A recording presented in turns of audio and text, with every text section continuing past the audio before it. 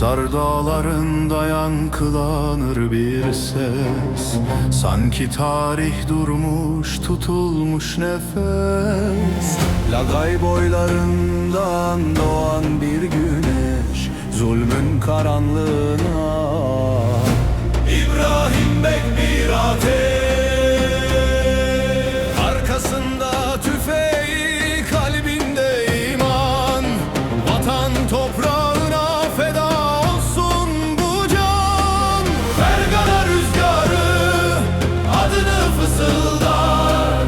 Ardında binlerce sadık kahraman var. Ne kışın soğuğu, ne düşman oku sindirmedi asla içindeki korku.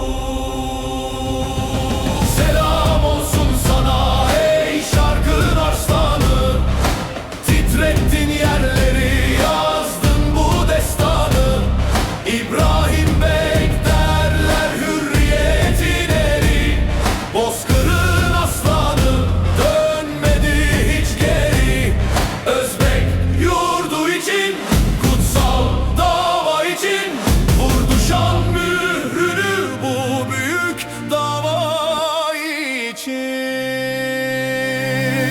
Buhara mahzundur Semerkant bekler.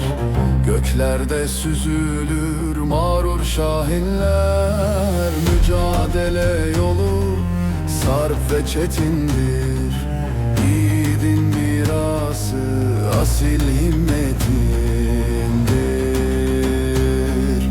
Zincir vursalar da ruhu sarsılmaz.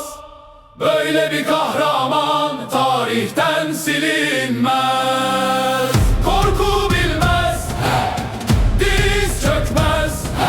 Hürriyet sancağı asla yere inmez.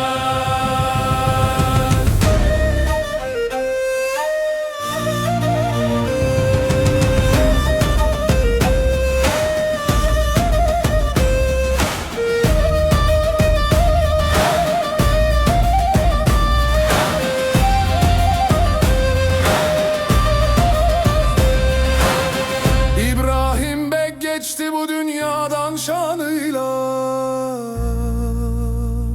Özbek halkının hürriyet kanıyla.